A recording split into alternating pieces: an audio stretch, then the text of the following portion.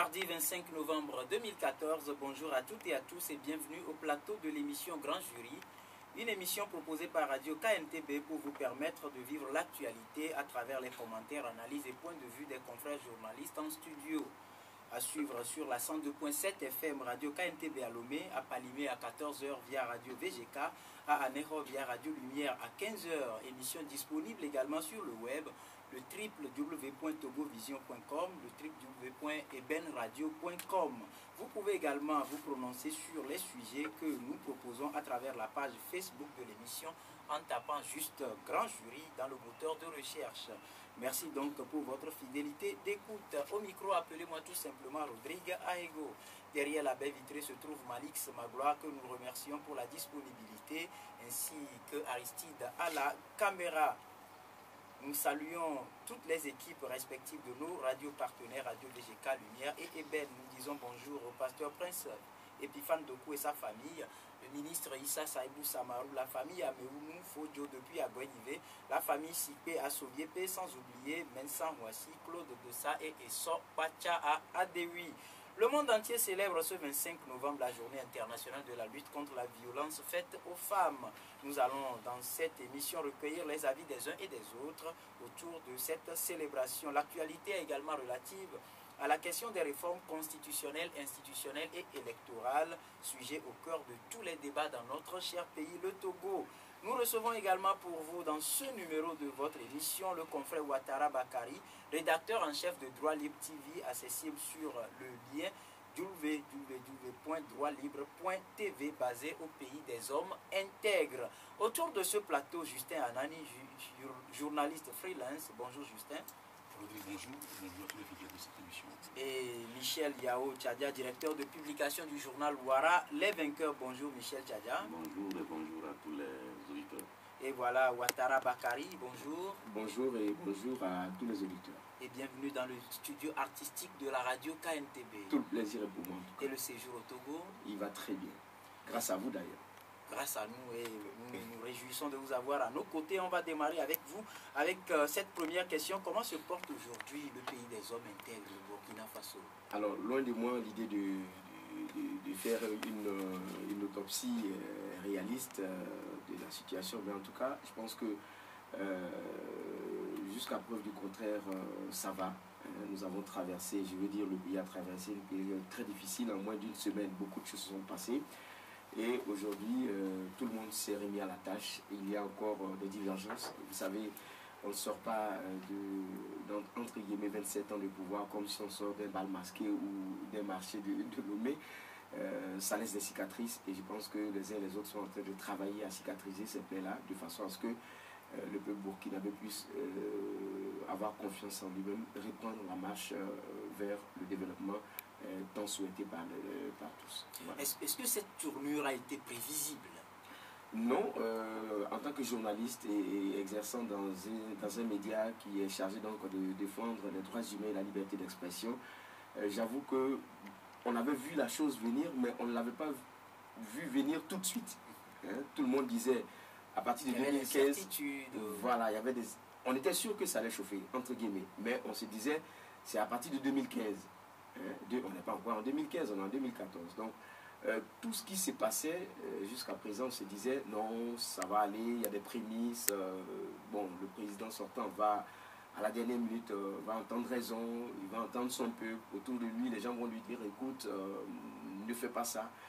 Mais les choses sont allées très vite. J'avoue que lui-même, apparemment, a été un peu surpris.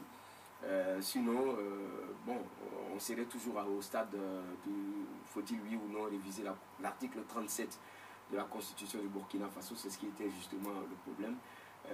Mais les choses sont allées, je ne dirais pas heureusement ou malheureusement, parce qu'il y a eu des morts, quel que soit ce qu'on va dire. Il y a eu des jeunes qui sont tombés, des artistes, il y a un rappeur, un slammer malheureusement. Il y a aussi des travailleurs qui sont tombés sous des balles et on regrette cela. Mais je pense que personne n'avait vu la chose venir aussi vite qu'on l'a constaté.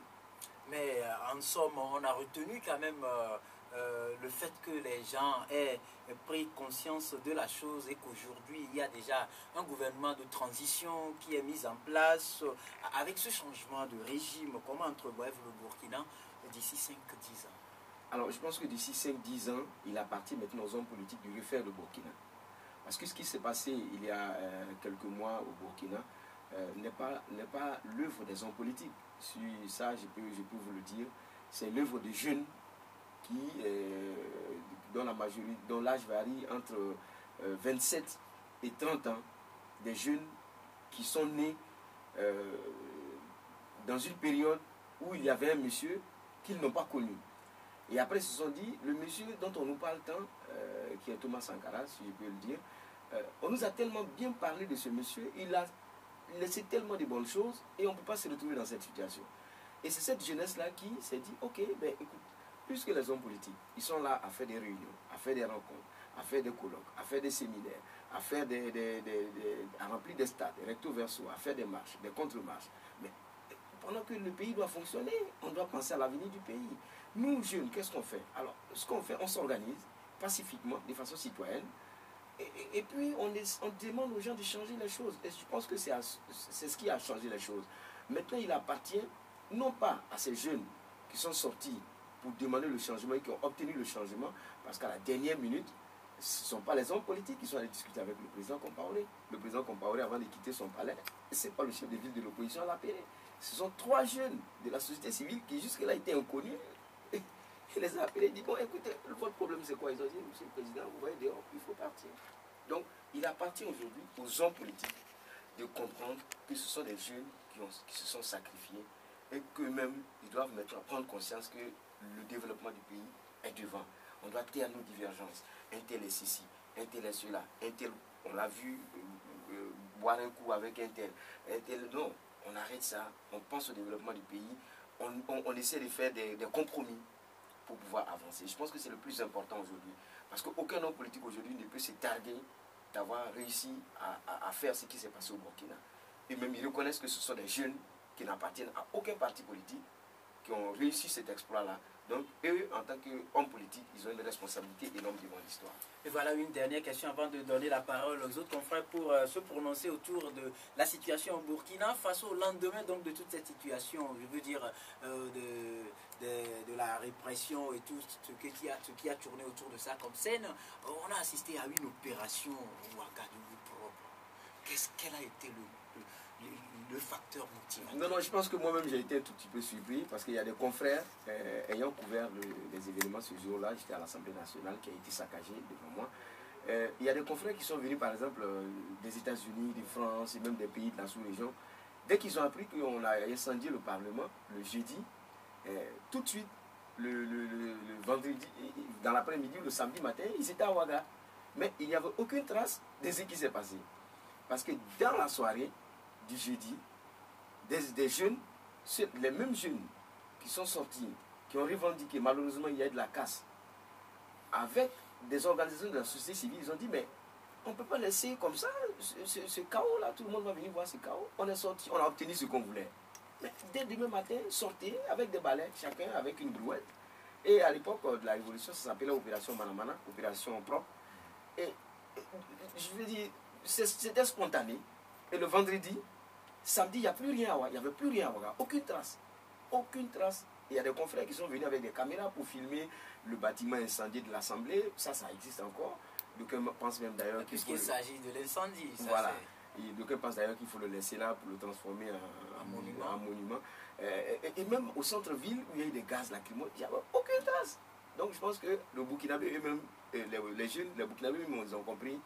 On a mené un combat, on a eu ce qu'on voulait, mettons-nous au travail, oublions ce qui s'est passé. Voilà, c'était le plus important. Voilà, Michel, un commentaire autour de tout ce développement sur la situation qui a prévalu depuis quelques temps au Burkina. Bon, je pense que les Burkinabés, à un moment donné, ont compris qu'il fallait en finir avec leur président qui, ma foi, tripatouillait trop la Constitution, puisque je ne sais pas c'est quel mandat il voulait solliciter encore, puisqu'il en a fait. Il voulait 15 ans. Voilà, il en a fait déjà, par le passé, il avait tripatouillé la même Constitution pour se représenter 2 fois 7, après c'est 2 fois 5, et il va encore revenir. Donc vous voyez qu'à un moment donné, les jeunes qui la plupart sont des désœuvrés qui ne voient pas l'horizon avec sérénité, ont décidé qu'à un moment donné que mais, quand même il va falloir quand même qu'on change, peut-être une autre figure pour voir si ça va aller mieux. Mais ce que moi je déplore dans tout ça, c'est que, vous savez, il y a eu violence quand même, quoi qu'on dise, il y a eu la violence avant que Blaise Compaoré ne on a dû casser les œufs avant d'aboutir aux omelettes. Oui, c'est avec la perte en vie humaine, tout ça là, c'est ça qui est vraiment regrettable et que, vous savez, le Burkina à un moment donné, c'est un pays que les gens enviaient de par son organisation, sa discipline, de son peuple, tout ça là. Les gens pensaient que c'était un pays qui était sur les bonnes rails. Et curieusement, on se voit que tout à coup, ils sont obligés de recommencer. Je ne sais pas si les militaires ne s'étaient pas mis au devant parce que quand le Blaise est parti, mais le pays était dans le vide comme ça. Et les hommes politiques qui étaient là chaque fois, qui se bombaient leur torse, mais ils ne s'attendaient pas à cette situation. Maintenant, qui va prendre la commande du pays? Il a fallu que le jeune militaire, colonel très courageux, que j'apprécie par sa méthode, en tout cas pour l'instant, a dû quand même prendre ses responsabilités. Et heureusement que certains ont compris, certains Burkinabés ont compris que mais, devant cette situation, on ne pouvait pas faire sans l'armée, puisqu'elle a une capacité de nuisance terrible. Donc il fallait quand même que l'armée surtout que c'est une armée bâtie en partie par le président, qui est déchu. Et ce jeune colonel, actuellement c'est lui, peut-être je parle sous le contrôle de mon confrère qui est sur le terrain, moi je ne suis pas sur le terrain, qui fait actuellement l'unanimité dans les camps. Parce que si vous n'avez pas la maîtrise de l'armée, j'avoue que la transition que vous voulez faire là, vous ne pouvez pas aller jusqu'au bout. Donc c'est pour dire que pour le moment, les Burkinabés ont pris leurs responsabilités. Ce qu'ils ont fait là-bas, je pense qu'il y a certains qui veulent essayer de copier ça, bon, à des degrés divers. Bon, à chaque peuple de voir ses réalités, voir ce qu'il cherche. Maintenant, encore une fois, je regrette que certains ont dû perdre leur vie pour que le Burkina soit sur cette voie. Mais une leçon à tirer? Oui, une leçon à tirer pour les chefs d'État qui, aujourd'hui on le dit, qui tentent de toucher aux constitutions, qui tentent de modifier les constitutions pour y rester. Donc, vous savez, actuellement, il y a certains palais en Afrique, dans certains palais en Afrique actuellement, les gens transpirent déjà parce qu'on ne sait pas ceux-là qui ont des velléités d'aller dans ce sens-là aujourd'hui ne savent pas si mettre le premier pas, qu'est-ce qui va se passer. Donc, je pense que les gens vont faire beaucoup attention à tout ce qui s'est passé au Burkina. Et vivement que quand même la démocratie, parce que vous savez, le Mali, le Mali, à un moment donné, on citait le Mali comme exemple. Ils ont dû recommencer. Vous avez vu le Niger. On donnait le Niger, entre-temps, dans les années 95, c'était le pays moderne. Ils ont dû recommencer. Vous voyez?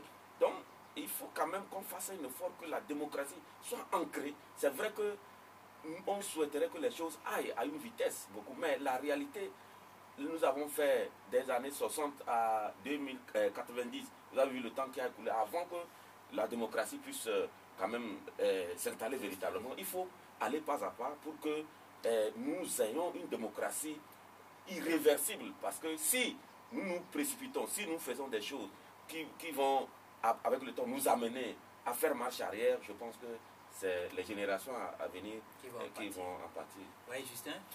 Non, dans un premier temps, je dis d'abord bonjour à notre confrère. Soyez les bienvenus d'ailleurs. Je fais également observer que ce que les Burkinabés ont fait, les Togolais ont commencé depuis, mais sauf qu'ils n'ont pas arrivé à terme. J'ai l'habitude de citer Raymond Aron qui a dit que lorsque vous avez commencé une révolution, il faut toujours aller à terme.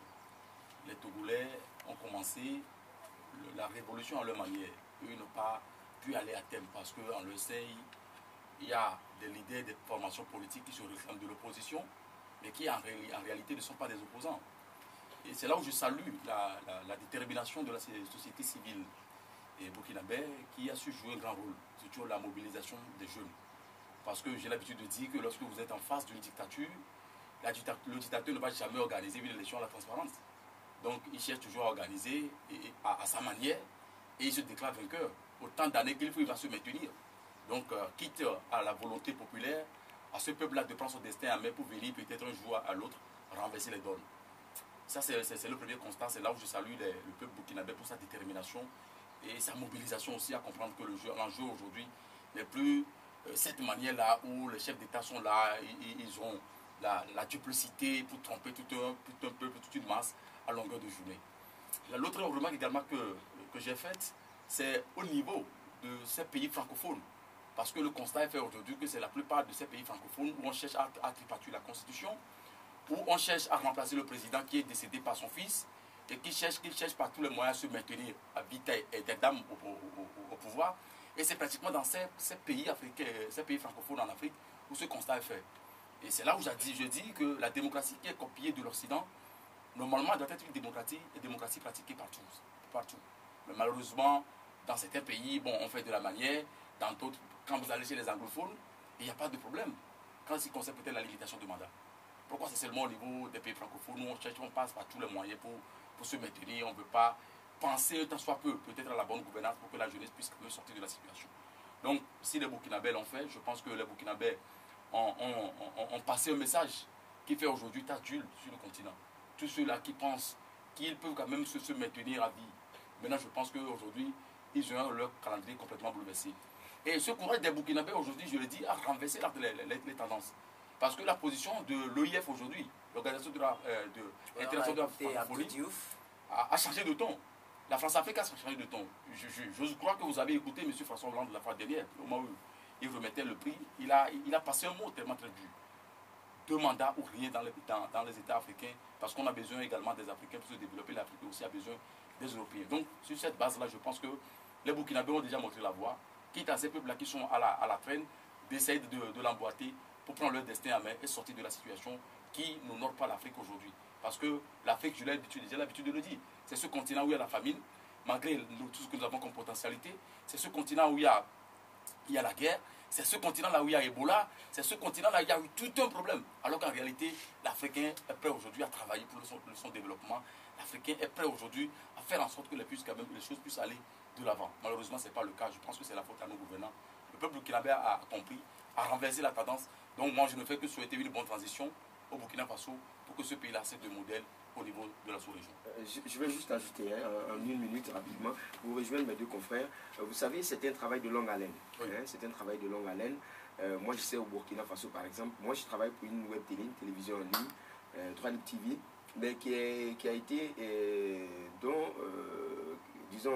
dont la promotrice est une association qui s'appelle Association Saint-Film, qui organise depuis 10 ans un festival de films sur les droits humains et la liberté d'expression. Ça s'appelle Festival Ciné Droit Libre. Et pendant 10 ans, nous avons fait de la conscientisation. Nous avons pris des films qu'aucune télévision n'accepte projeter. Nous allons dans les villages, nous projetons les films, nous donnons la parole aux gens, ils disent ce qu'ils pensent. Et au début, je sais que ce n'était pas facile parce que les gens nous disaient, ah mais vous, votre ton là, ben, vous savez, vous voulez des problèmes, hein? Ici là on ne parle pas comme ça. Chez nous, surtout au Burkina, un pays, aussi, on ne parle pas comme ça du chef publiquement. On a dit non, bon, ce n'est pas le chef, c'est le président du Faso, c'est le chef de l'État. C'est le président de tous les Burkinabés. Donc chaque Burkinabé a le droit de lui poser sa préoccupation, a le droit de lui dire, mon fils ne va pas à l'école, il faut qu'il s'arrange pour qu'il y ait une école dans mon village et accessible. Ma femme, quand elle doit accoucher, on doit la mettre sur une charrette. Et tout. Voilà, on doit la mettre sur une charrette pour parcourir 15 km pour qu'elle accouche. C'est pas normal. Donc c'est mon président aussi. Et c'est un travail que nous avons fait pendant 10 ans. Et je me souviens à la dernière édition qui a eu lieu au mois de juin, l'invité principal du festival était John Jerry Rawlings, l'ancien président du Ghana, qui a accepté de venir au festival. Donc ça nous a étonné parce qu'un festival, c'est vrai, ça fait 10 ans, on a eu de bonnes connexions. Mais Jerry Rawlings qui arrive, qui accepte de venir dans un festival, dans un contexte où on parle de révision constitutionnelle, où disons que la tension politique est à son comble, on a dit mais super. Et le président ghanéen, quand il est arrivé au festival, à l'ouverture du festival, il a tenu un discours extraordinaire, sans ambiguïté. Il a dit, messieurs les présidents d'Afrique, s'il vous plaît, limitez-vous à vos mandats éparté de façon honorable. Il a même eu un tête-à-tête avec le président Compaoré. Bon, je n'y étais pas, donc je ne sais pas ce qu'ils se sont dit, mais je suis sûr qu'il lui a soufflé à l'oreille pour dire, écoute, de partir tranquillement. Mon frère, fais comme moi, jouis pleinement de ta retraite, viens, on peut voyager ensemble, moi je fais des conférences dans le monde, même si tu ne fais pas de conférences, on viendra te rendre visite dans ton parc animalier, ce qui n'est pas mauvais. Mais après toutes ces démarches, on aboutit à ça. Donc je pense que c'est un travail de conscientisation de la société civile, vous parlez tantôt, de la société civile, des organisations de défense des droits humains, de la presse, hein, des organisations de jeunesse, qui doivent éviter d'être instrumentalisées. Parce que chez nous, par exemple, on avait une structure de jeunesse dont le parrain était le frère du président. Et évidemment, ce n'est pas une structure qui peut parler au nom de la jeunesse. Une jeunesse qui a envie de changement. Une jeunesse qui dit non, on ne veut pas ça. Et puis, il a une structure de jeunesse dont le parrain, ce monsieur qui est connu pour avoir été le commanditaire de l'assassinat du journaliste Norbert Zongo. Et il y a plein de dossiers. Donc, je pense que c'est un travail de longue haleine. Ce qui s'est passé au Burkina, c'est vrai, tout le monde s'en réjouit, mais je pense que c'est un exemple à ne pas copier de façon, copier-coller, non, ça ne fonctionne pas comme ça. Mais il faut que les gens comprennent que ça a été un travail de fond, un travail de longue haleine, de la société civile, des organisations de défense des droits humains, de la presse et aussi de la jeunesse. Et aussi de la jeunesse, oui, Michel, j'allais dire qu'on ne décrète pas une révolution. La révolution vient comme ça. Spontanée. Il y a certains, surtout chez nous ici, vous avez vu, c'est au Togo seul qu'on dit aujourd'hui nous allons sortir pour chasser un président. Ça n'existe nulle part. La révolution, vous allez voir la révolution qui a chassé Louis XV, vous avez vu, personne ne s'attendait. Donc la révolution belge, c'est parti d'une représentation théâtrale. Personne ne s'attendait. Donc quand ici chez nous, à un moment donné, les gens pensaient que le feu président Yadama, il fallait le balayer comme ça pour que la démocratie s'installe. Alors qu'il a fait un certain nombre d'années, il fallait quand même composer avec lui. Vous avez vu comment la transition s'est gérée. Et aujourd'hui, la méfiance dans la classe politique au Togo, c'est parti de là, où personne ne fait confiance à l'autre. Donc, quand c'est comme ça, c'est compliqué, c'est ce que nous vivons ici. Alors que les Burkinabés, à un moment donné, ont compris que nous sommes tous des mêmes pays, nous devons quand même apprendre à travailler ensemble, même si nous avons des contradictions. D'ailleurs, même la contradiction, c'est ça qui permet d'avancer. Mais quand même, nous devons penser à notre pays et que nous devons faire en sorte que ce que nous faisons comme acte ici puisse servir aux générations à venir. C'est au Togo, on a vu une classe politique demander à l'Union européenne de venir nous suspendre toute la coopération. Donc, quand vous voyez tout ça là, aujourd'hui, peut-être nous allons en venir. Ne soyez pas surpris de voir un certain nombre de choses. On va y en revenir tout à l'heure. Vous permettez une petite minute. Oui, tout à l'heure, mon confrère est venu du Burkina Faso à Ouattara Bakari. Ouattara, bien sûr, il a essayé de faire le tableau. C'est un travail qui a été fait avec la composante donc, du Burkina Faso. Et notamment, je crois, parce que j'étais à Ouaga entre-temps, la presse a joué un grand rôle. J'ose croire aujourd'hui que le travail qu'abat les journalistes, peut-être que les journalistes ont eu à effectuer dans ce combat-là, c'est pas pratiquement la même chose aujourd'hui. Lorsque la jeunesse se laisse instrumentaliser, la presse se laisse instrumentaliser dans un pays comme le nôtre, où chacun a son camp, chacun a sa position, peut-être pour défendre le pouvoir, pour aller prendre quelque chose, je pense que c'est un peu difficile, alors que la presse, en réalité, a un rôle fondamental à jouer. C'est là où moi je dis qu'à chaque fois, il faut interroger l'histoire sur la base de ce nombre de choses qui ont été faites. Et en dehors de ça, essayer de faire l'analyse de façon judicieuse et planter le décor, expliquer aux populations. Parce que c'est notre rôle fondamental. Et tout à l'heure, le confrère dit que la classe politique, une certaine classe a allé demander à l'Union européenne de suspendre la coopération. Je pense que c'est trop dit. Parce que l'institution Union européenne, une classe politique d'un pays quelqu'un, vous ne pouvez pas aller lui demander de suspendre la coopération.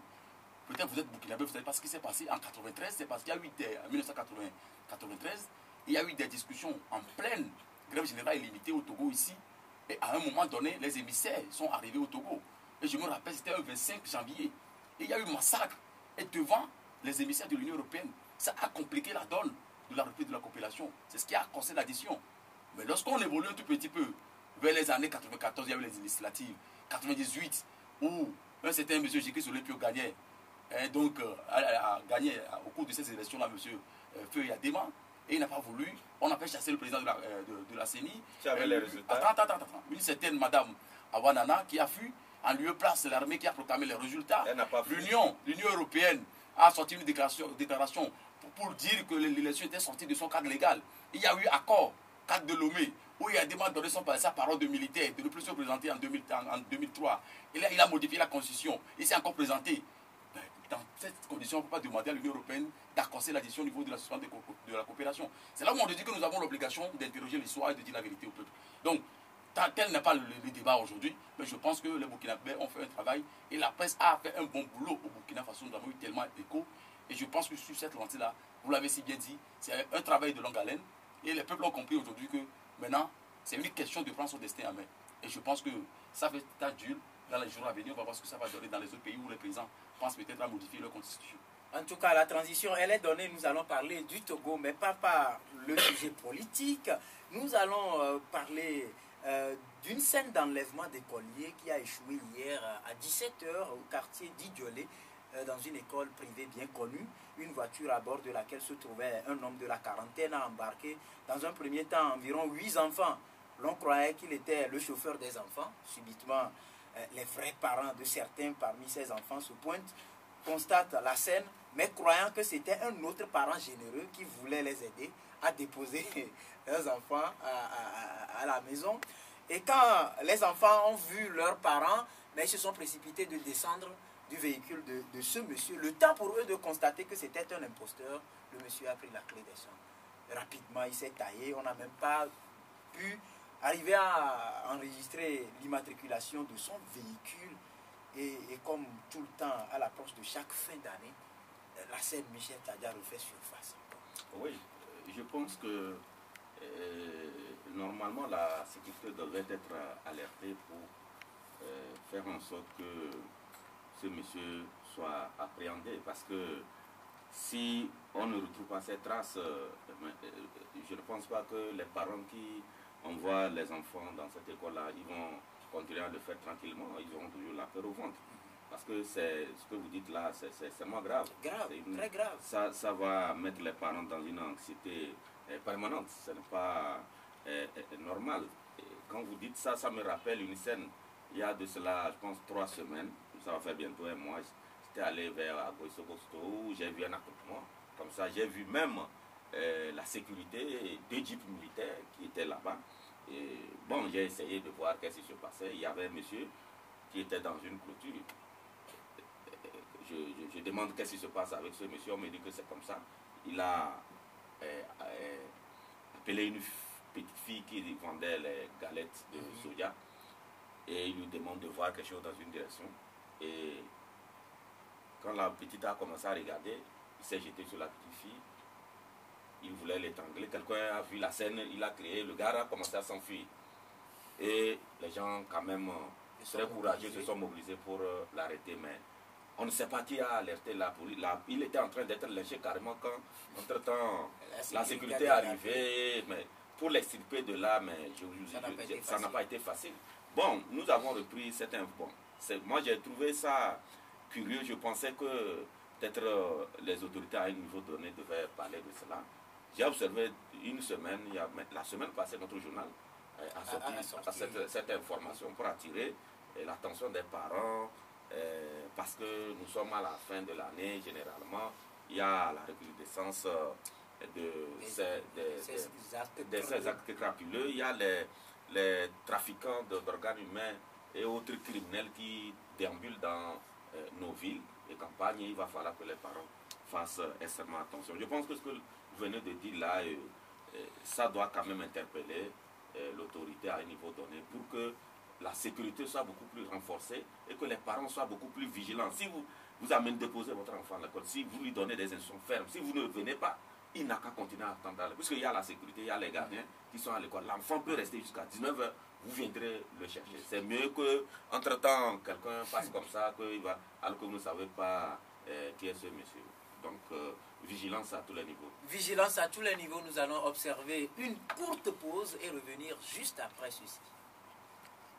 Retour ici en studio, toujours au plateau de votre émission Grand Jury, toujours avec nos 3 invités. Djibril Bakari qui nous vient de Ouattara Bakari, voilà, qui nous vient du pays des hommes intègres. Il est rédacteur en chef de Web TV et droitlibre.tv et Justin Anani, journaliste freelance, et Michel Yao Tchadja de Ouara. Les vainqueurs, voilà, Justin, rapidement sur cette question d'enlèvement encore qui se pointe à l'horizon.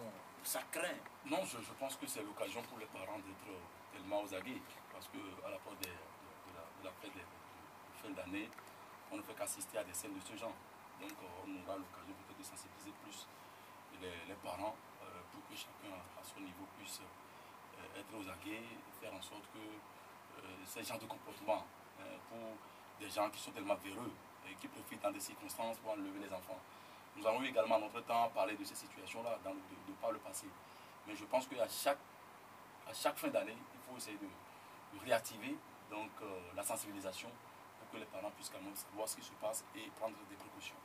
Prendre des précautions, oui. Ouattara, Bakary, un mot. Je crois que c'est un phénomène assez inquiétant qui relève, disons, qu'on doit lier à la question donc, du trafic d'organes humains. Parce que quelqu'un qui se jette sur une pauvre vendeuse de galettes ou d'oranges pour l'étrangler, ce n'est pas pour lui faire la bise, c'est juste... Il avait un couteau, une somme de 500 000 en poche. Bon, voilà, donc ça veut dire que c'est certainement, il a empoché une avance pour le sale boulot. Et puis, une fois ramené la tête ou les des organes, il empoche le reste et puis il est dans le premier maquis de la rue. Il s'est fait la fête jusqu'au petit matin, sans état d'âme. Je pense que c'est un phénomène, moi, la lecture que je fais, c'est que c'est beaucoup plus lié justement au brassage des cultures, des peuples, à la migration des peuples. Parce que chez nous au Burkina, c'est un phénomène qui n'existait pas il y a quelques années, mais qui commence à voir le jour de temps à autre. C'est pas régulier en fait, c'est de temps à autre. Mais à un moment donné, effectivement, ça va commencer à inquiéter même les autorités policières.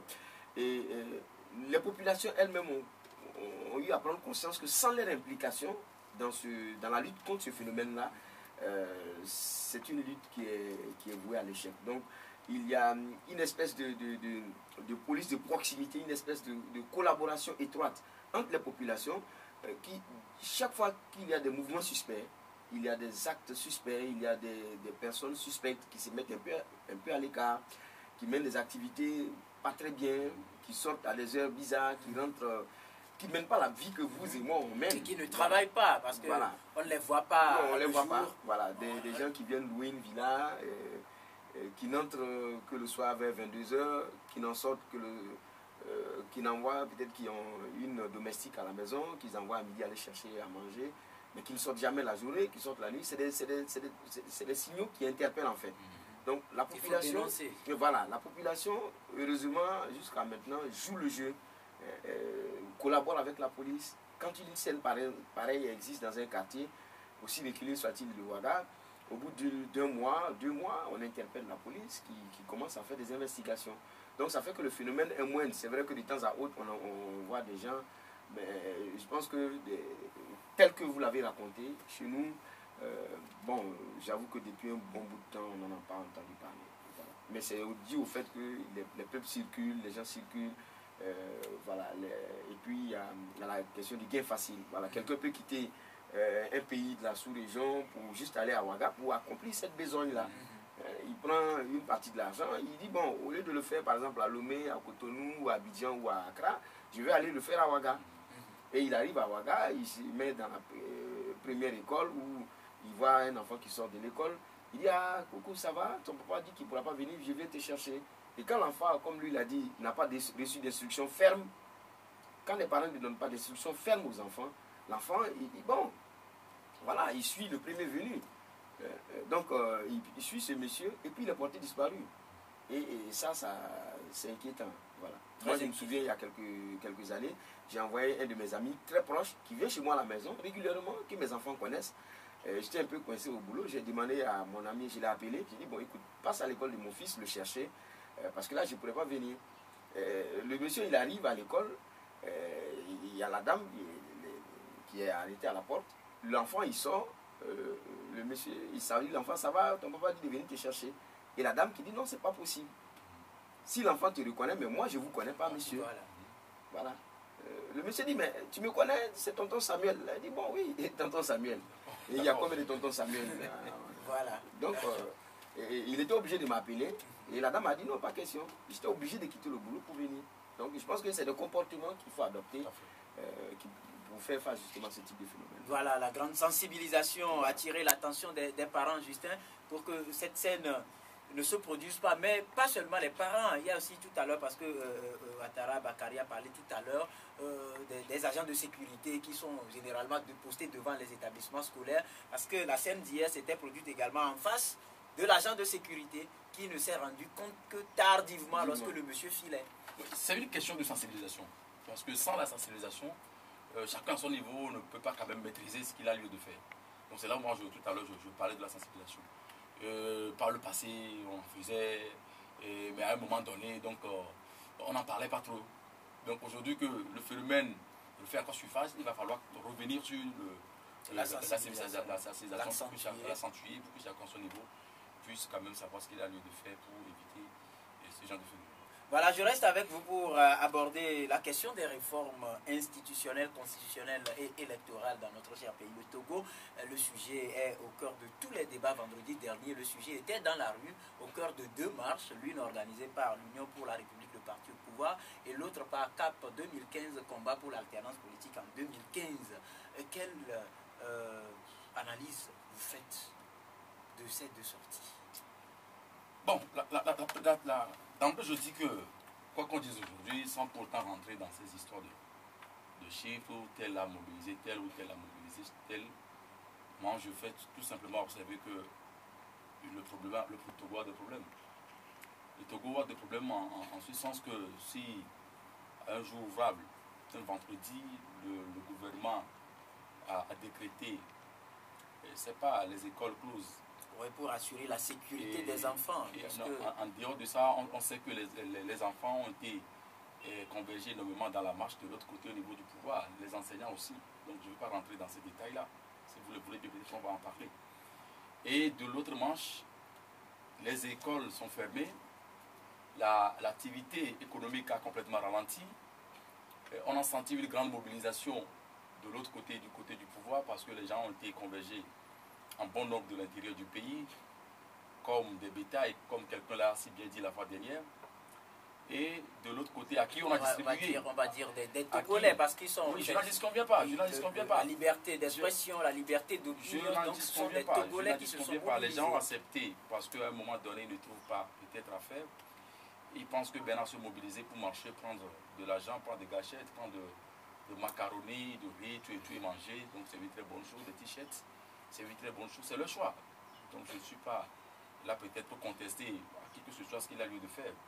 Mais dans l'autre côté, j'ai constaté que les gens se sont également mobilisés pour venir peut-être appuyer le soutien à ces formations politiques qui réclament les réformes. Ceux-là qui ont compris qu'aujourd'hui, les pays vont de l'avant, donc il va falloir que le Togo aussi emboîte le pas. Forcément que les engagements qui sont pris de par le passé, le pouvoir fait fi de les respecter. Donc il faut opérer des réformes. Et sans ces réformes, les élections qui seront à venir dans les prochains mois vont forcément déboucher sur ce qu'on a l'habitude de connaître. La contestation des résultats par ici, la violation par ici, mon don par là, ainsi de suite. Donc ceux-là qui ont compris qu'il faut opérer des réformes pour éviter ce phénomène aussi sont aussi mobilisés. Dans tous les cas, on a constaté deux grandes marches gigantesques.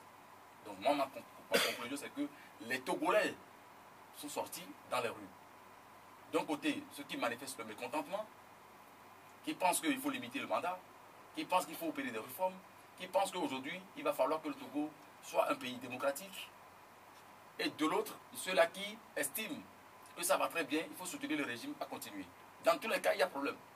Parce que dans un pays où ça va très bien, on peut pas demander, le pouvoir ne peut pas demander aux gens de sortir dans la rue, mobiliser toute une administration, les cadres du parti qui sont un peu partout dans les sociétés d'État pour venir marcher.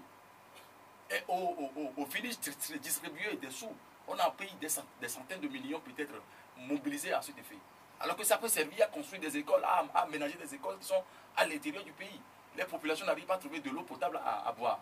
Ça peut servir à faire ça. Et de l'autre côté, ceux-là qui ont marché, qui pensent qu'il faut marcher pacifiquement, aller sur le point de chute, délivrer un message qui, malheureusement, ces gens n'ont pas pu aller. Parce qu'ils ont rencontré sur leur chemin des forces de l'ordre dans un premier temps et puis appuyés par des militaires. Ce qui est hors pair dans une démocratie. Parce que les militaires ont pour rôle régalien de protéger l'intégrité du territoire. Le pays n'est pas en guerre, ou ce qui s'est passé au Burkina, c'est ça qui a fait peur aux autorités, on ne sait pas de trop. Et on a vu des blindés, des militaires postés un peu partout. Et je ne sais pas de quoi cela est dû, mais nous sommes en train de fouiller, peut-être dans les jours à venir, on va avoir plus de précision. Maintenant, au-delà de tout, on a constaté que non seulement nos frères peut-être militaires qui sont à Lomé ici, dans les casernes, ce ne sont pas eux forcément qu'on a convergé. On a convergé des militaires venus de l'intérieur du pays. Avec tout ce qu'on a eu.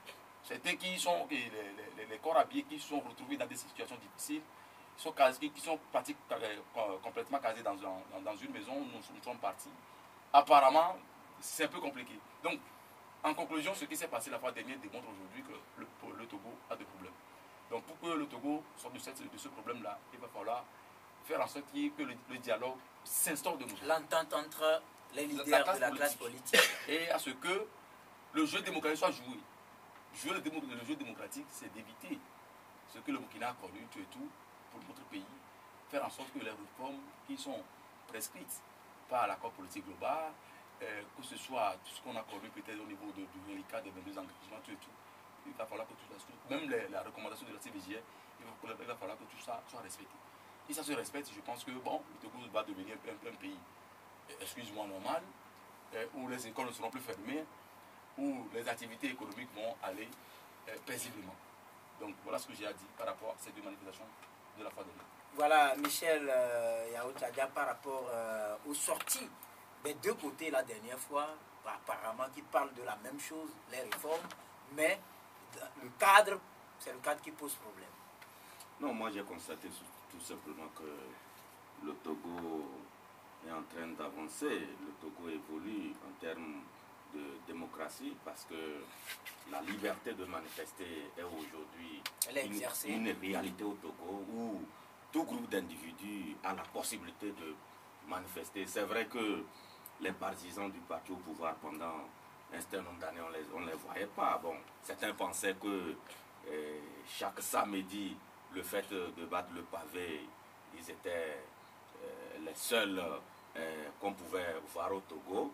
Et quand les gens, pendant 5 ans, marchaient chaque samedi, mon confrère n'a pas senti que les gens laissaient de vendre dans leur boutique, de fermer leur atelier de couture et de coiffure pour aller vraiment regarder la mer, ça ne le gênait pas. C'est le vendredi là qu'il a constaté que les gens ont cessé de travailler, les cadres unis ont cessé de travailler. C'est vraiment curieux.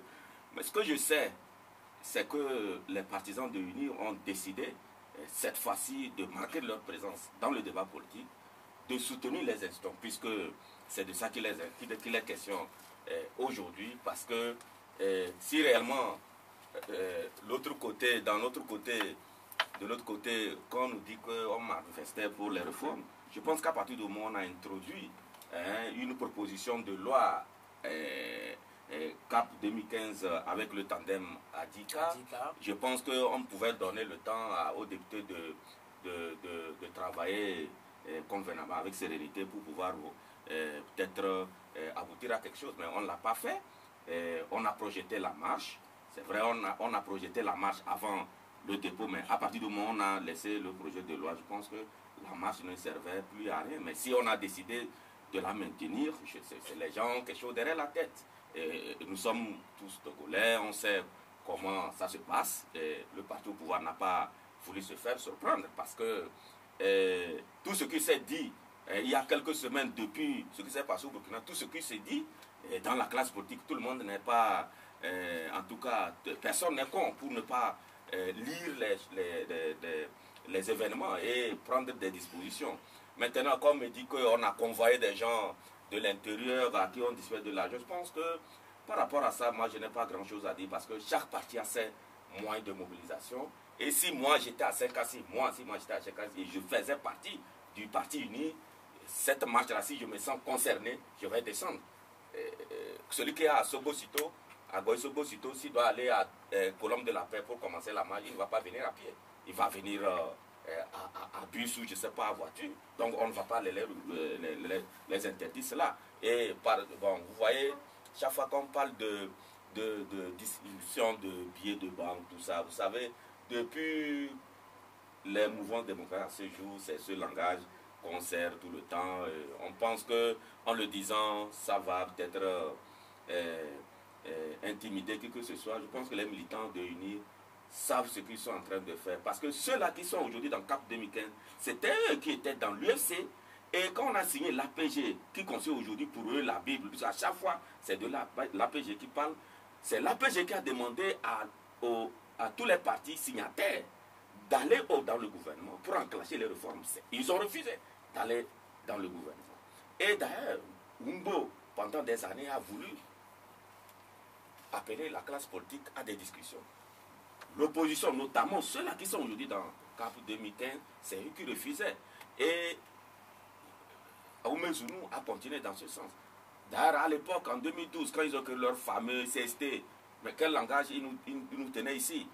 Que pas de dialogue avec Faure Gnassingbé. S'ils veulent le rencontrer, c'est discuter de ces conditions de départ. Donc, à partir de cet instant, aujourd'hui, quand les gens tremblent que non, on doit aller aux réformes, on a eu assez de temps pour faire les réformes. Mais à qui la faute? Je pense que la classe politique doit, en tout cas surtout de l'opposition, doit apprendre à tirer les leçons du passé pour savoir que si réforme il doit avoir aussi, et aujourd'hui dans ce pays, c'est dans un consensus, c'est pas un consensus que ça doit se faire, ça n'est pas sous pression. Apparemment, ce qui se passe aujourd'hui, c'est qu'on tente d'intimider le parti au pouvoir pour courir dans tous les sens à la réforme. Et ma foi, si c'est comme ça, je ne suis pas en train de voir quelque chose venir. Mais s'il faut quand même enclencher des discussions de couloir, les négociations, les compromis nécessaires, j'ai l'impression que ça pourrait donner quelque chose. Mais apparemment, quand vous avez, peut-être nous allons en revenir, la rencontre que le chef de file de l'opposition a eu avec le chef de l'État, apparemment, ça n'a rien donné. On le renvoie encore à l'Assemblée nationale, comme d'habitude. Donc, c'est pour dire que l'Assemblée nationale est le lieu par excellence où les acteurs politiques peuvent discuter, se donner des gages, des garanties. Et au final, j'ai l'impression qu'on pouvait avoir quelque chose. Qu'on pouvait avoir quelque chose. Avant de retrouver Justin, c'est vrai, confrère Ouattara Bakari, vous avez suivi les deux développements, ainsi le tableau peint de l'actualité politique relative aux réformes institutionnelles, constitutionnelles et électorales dans notre cher pays. Le Togo, quelle analyse, forcément qu'on en parle également au Burkina, quelle analyse vous faites de ces deux interventions? Je crois que ce sont des interventions assez tranchées quand même, mais qui reflètent aussi le point de vue des Togolais. Je pense que c'est un scénario que nous aussi on a connu chez nous, mais ce qui est important de savoir, c'est qu'au niveau du Togo, il y a encore la possibilité d'opérer ces réformes-là par les voies normales, je veux dire par la voie parlementaire. Parce que c'est vrai, la rue, elle, ne saurait faire changer une loi, ne saurait influer une loi, parce que les lois se votent à l'Assemblée, et c'est à l'Assemblée que les lois se modifient. Donc s'il y a des réformes politiques et institutionnelles à faire, c'est à l'Assemblée qu'il faut les faire. Mais maintenant, à quel rythme faut-il aller? Un ancien chef d'État disait allons doucement parce qu'on est pressé. Parce que là, je pense qu'on est dans un scénario où les Togolais ont encore la chance de s'asseoir, de discuter, de parvenir à des réformes consensuelles qui puissent permettre une transition démocratique apaisée et sans violence.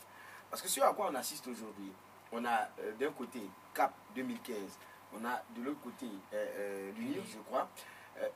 On est dans un scénario de marche et contre-marche. Et comme dirait, le plus fort, c'est celui qui réussira à mobiliser le plus de partisans.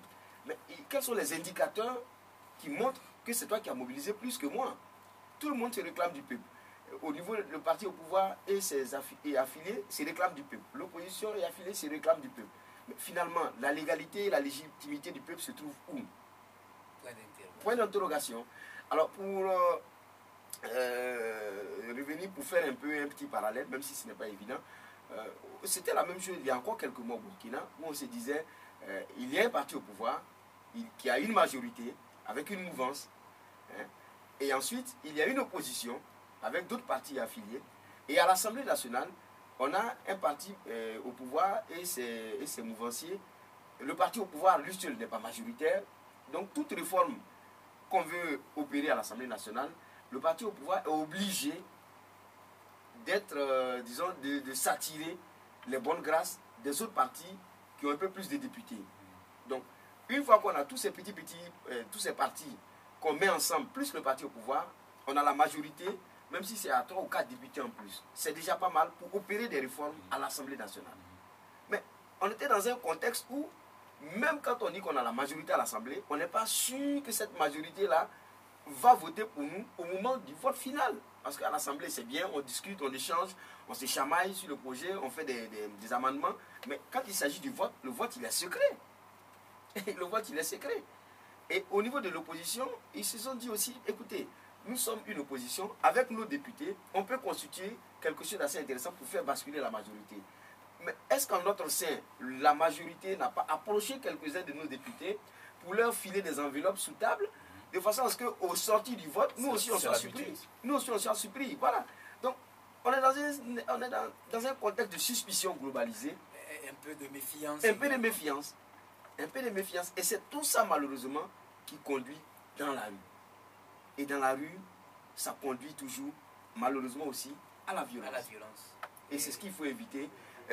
Au Burkina Faso, tout a été fait. Au niveau de l'Assemblée, tout avait été mis en œuvre pour faire voter cette loi de révision constitutionnelle.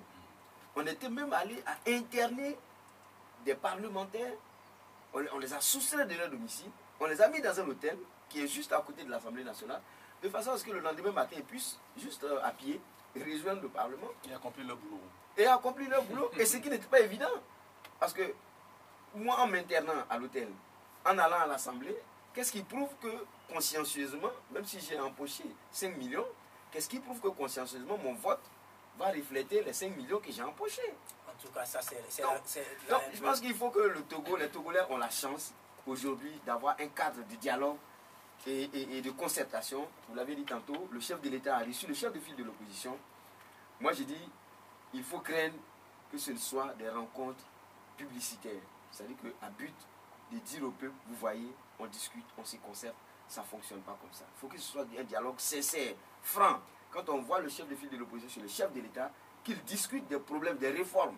Monsieur le chef de l'État, est-ce que la révision politique qu'on envisage, est-ce que la loi est rétroactive, oui ou non? Est-ce que vous allez vous présenter, oui ou non? Est-ce que telle réforme, est-ce qu'on peut le faire? Est-ce qu'on peut se donner un calendrier? Franche discussion. Au lieu de dire, oui, on s'est rencontrés au sorti, oui, on a parlé des réformes. On a parlé de quelles réformes? Les gens qui sont au marché de Lomé, et quand on dit réforme pour eux, c'est oui ou non pour le président, va-t-il appliquer le principe de la rétroactivité? C'est ce qui les intéresse. Donc, je pense qu'il faut que les Togolais avancent dans le débat et qu'on puisse aller rapidement à ces réformes-là. Et tout le monde y gagnerait, je crois. Et tout le monde y gagnerait. On n'a plus vraiment beaucoup de temps, juste 3 minutes à partager. Ensemble, Justin? Oui, d'abord, j'aimerais faire une observation. On dit que nulle part ailleurs dans une démocratie, si tel est le cas, un gouvernement, un parti au pouvoir ne peut jamais demander à des populations de sortir pour le soutenir. Et c'est là où on dit, lorsqu'on est en démocratie, l'opposition joue son rôle.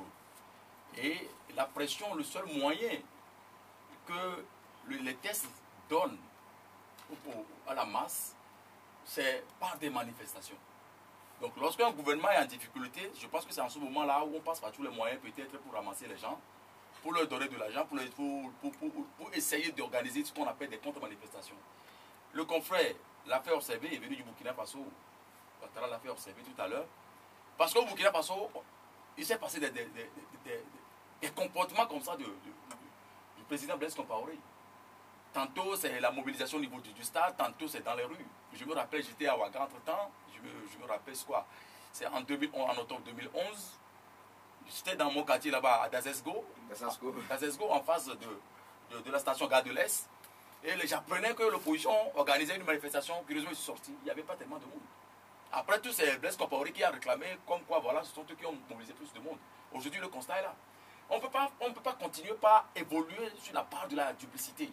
Parce que lorsqu'un gouvernement a envoyé un projet de loi, je suppose que le gouvernement qui a sa majorité au Parlement, il revient à cette majorité-là d'appuyer le projet de loi, de soutenir, de se défendre son projet de loi.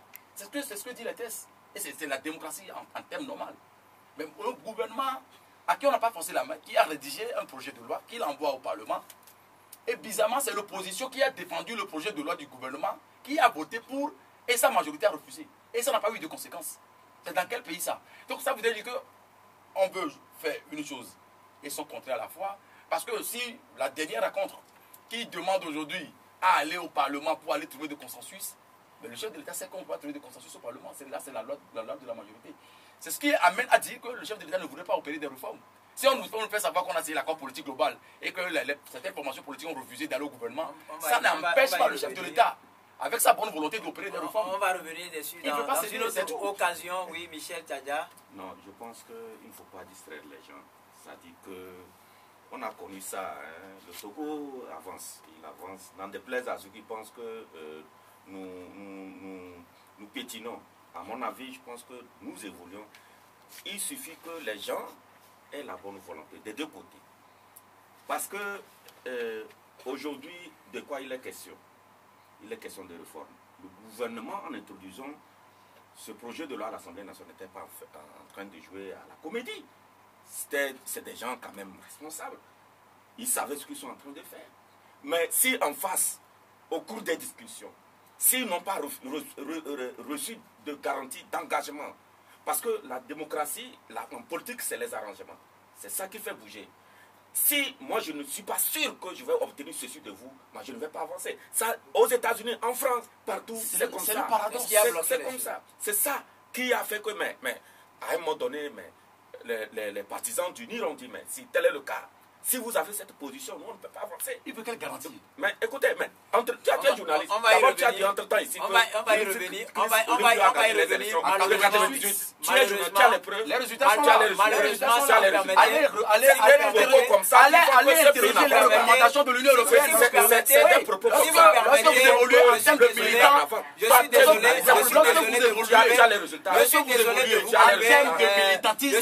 de vous couper. Nous allons donner le privilège à notre ami Ouattara Bakari de clôturer en un mot, cette émission. Bakari, vous avez la parole. Alors, je pense qu'on va juste... En un mot. En un mot. On va demander à nos confrères... on échange, je pense que c'est aussi ça la démocratie. Hein. Nous sommes par exemple, Droit Libre TV, nous sommes dans la liberté d'expression. Et moi, je suis bien content de savoir que le débat, il est assez intéressant. Et très motivé d'ailleurs, très motivé. Chacun arrive donc à apporter sa motivation, les éléments de motivation. En tout cas, merci de m'avoir reçu sur votre antenne. Pour terminer, je dirais donc... qu'il appartient au peuple togolais de prendre son destin, d'opérer les réformes qu'il faut. L'expérience du Burkina n'est pas à reproduire, copier-coller, non, ça fonctionne pas. C'est un travail de longue haleine. C'est un travail de longue haleine, de conscientisation, de sensibilisation, et c'est un travail de tout le monde, société civile, organisation de défense des droits humains, presse, jeunesse, tout le monde doit apporter sa pierre, et ça ne se fait pas, ça ne se décrète pas comme ça, c'est pas dans la rue que ça se passe. Merci donc, on vous a assez compris. Merci également à tous nos invités, Justin Anani, journaliste freelance, Michel Yao Tchadja Douara, les vainqueurs. Merci à Aristide qui était derrière la caméra. Merci également à Malice Magloire qui était à la technique et à la mise en onde. Bien de choses à vous toutes et à vous tous qui nous avez suivis. Bon retour surtout à Ouaga pour notre ami Ouattara Bakari. Bonne journée à vous toutes et à vous tous. Au revoir.